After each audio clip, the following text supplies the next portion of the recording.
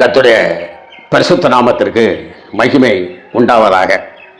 யோவான் ஸ்நானகன் இந்த 3ஆம் அதிகாரத்தில் 9ஆம் வசனத்தில் ஒரு காரியத்தை சொல்கிறார்.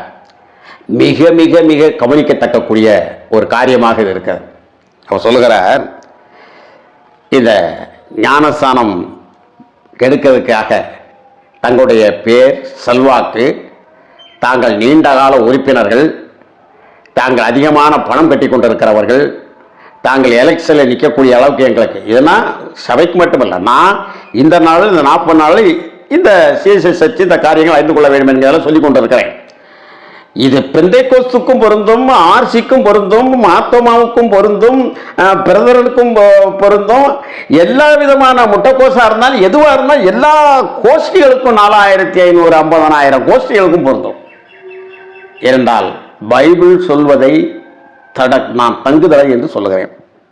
அப்போ இந்த இடத்துல அவர் சொல்றாரு, நான் ஆபிரகாமுடைய சந்ததியா, எங்க பெரியப்பா அண்ணா தான் அங்க பிரதான ஆசிரியா இருக்காரு, நீ என்ன பெரிய பைத்தியக்கார மாதிரி தோளாட உறுதிக்கிற கொடுக்க மாட்டேன் அடுக்க மாட்டேன்னு சொல்லிக்கிட்டு இருக்க, பெரிய சட்டம் பேசிக்கிட்டு இருக்க அப்படின்னு சொல்லும் போது சொன்னாரு, இங்க பாரு, ஆபிரகாமுக்கு நீ புள்ளன்னு சொல்லிக்கிட்டு தெரியாத, இந்த கல்லுகளினாலே ஆபிரகாமுக்கு அநேக பேரை உருவாக்க அவரால முடியும்.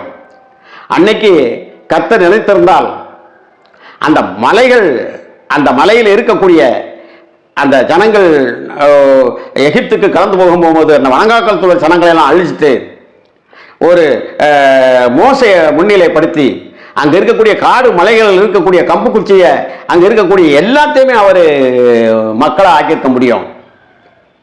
ஆனால் அவர் ஏன் செய்யாம இருந்தார் என்றால் அதுக்கு காரணம் இருக்கிறது அந்த மோசையோட ஜெபத்தினால. அது மாதிரி இங்க வருகிறவர் அவர் புண்ணியவான், ஒரு புண்ணியஸ்தர், அவர் அன்புள்ளவர், அவர் பண்பானவர், அவர் பாசம் உள்ளவர், அவர் இழந்து போன தேட வந்து கொண்டிருக்கிறார். ஆகவே அவர் நினைத்தால் எல்லாம் செய்துவிட முடியும். ஆனால் ஒன்று தெரிந்து கொள்ளுங்கள், மனம் திரும்பாமல் நாங்கள் உங்களுக்கு ஞானஸ்தானம் கொடுக்க முடியாது அப்படின்னு சொன்னார். சொல்லிட்டு இன்னொன்னு சொன்னார் தெரியுமா? பாருங்கள், 9ஆம் வசனம் சொல்லுகிறது, இப்பொழுதே கோடாரியானது மரங்களின் வேர் அருகே வைத்திருக்கிறது, ஆகையால் நல்ல கனி கூடாத மரமெல்லாம் வெட்டுண்டு அக்கினியிலே போடப்படும். மனம் திரும்பாதவன் பூரா வெட்டுண்டு அக்கினியிலே போடப்படுவான். அதான் நல்ல கனி அப்படின்பது. மனம் திரும்புதல் என்றாலே ஒரு மனிதனுடைய கனி, அவருடைய கிரியை, அவருடைய செயல்கள் இவையெல்லாம் நலமானதாக இருக்க வேண்டும். ஆகவே நல்ல கனி கூடாத மரமெல்லாம் அக்கினியிலே வெட்டுண்டு அது அக்கினியிலே போடப்படும் என்று சொல்லி அவர் அழகாக சொல்கிறார். ஆகவே பிரியமானவர்களே, இதிலிருந்து யோசித்து பாருங்க.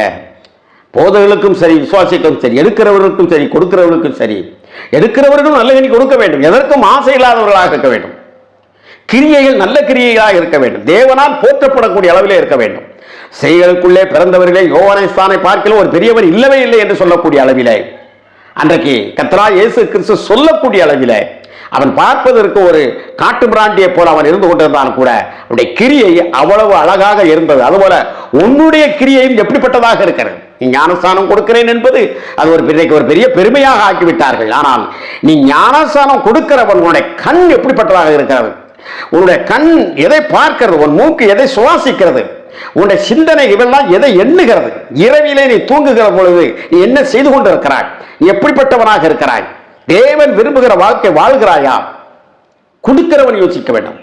எடுக்கிறவன் சுயபுக்தியோடு நல்ல ஆண்டவரை அறிகிற அறிவிலே வளர்ந்தவனாக, தெளிவுள்ளவனாக, நான் இயேசுவுக்காக வாழ்வேன் என்று சொல்லி என்னுடைய தான தர்ம பெருமை இவைகள்லாம் ஒன்றும் பிரயோசனமில்லை, கிறிஸ்து இயேசுவுக்குள் நான் செய்வதுதான் அது நிலையானது என்று சொல்லி அப்படிப்பட்ட தன்மைக்கு நேராக தன்னை அவன் மனம் திரும்புதலுக்குள் கொண்டு வருகிற பொழுது அந்த ஞானஸ்தானத்தை அவன் பெற்றுக்கொள்கிறான். கொடுப்பதற்கு கர்த்தர் தயாராக இருக்கிறார். அன்றைக்கு யோவான் ஸ்நானன் மூலமா இருந்தது போல இன்றைக்கும் பக்தி மூலமாக தெய்வம் கொடுப்பதற்கு இன்றைக்கும் தயாராக இருந்து கொண்டிருக்கிறார். ஆகவே பிரியமானவர்களே, இப்பொழுதே கோடாரியானது ஒவ்வொருத்தர் பேரை நீ வச்சுக்கோ. நான் என் பேரை ஜபரத்தன் வச்சுக்கிறேன். இந்த சத்தியத்தை கேட்டுக்கொண்டு இருக்கிறவர்களாம் உங்களுடைய பேரை இதில் பதிவு வைத்துக் கொண்டு எல்லாருடைய வேர் அருகே கோடாரி வைக்கப்பட்டிருக்கு. எந்த நேரமாலும் வெட்டப்படலாம். கிறிஸ்து என்கின்ற கிருபையானது அன்றைக்கு ஈசாக்கு மேலே கத்தி விழாதபடி பிடித்து கொண்டது போல கிறிஸ்துவின் கிருபையானது பிடித்து கொண்டிருக்கிறது என்பதை மறந்து விடாமல் நீங்கள் உங்களை தாழ்த்தி உங்களுடைய பெருமை பீத்தலாட்டங்களை குப்பைகளை நீங்கள் அள்ளி மேலே போட்டுக்கொண்டு வராமல் சுத்த இதயத்தோடு தேவ சமூகத்தில் வந்து சுத்த இதயம் உள்ளவர்களாக ஞானஸ்தானத்தை கொடுங்கள். கர்த்தர் நம்மளை இந்த நாட்களில் இப்படிப்பட்ட காரியங்களை நினைவுறும்படியாக இதை உங்களுக்கு இலவசமாக தந்திருக்கிறார். கர்த்தர் ஆசீர்வதிப்பாராக. ஆமென்.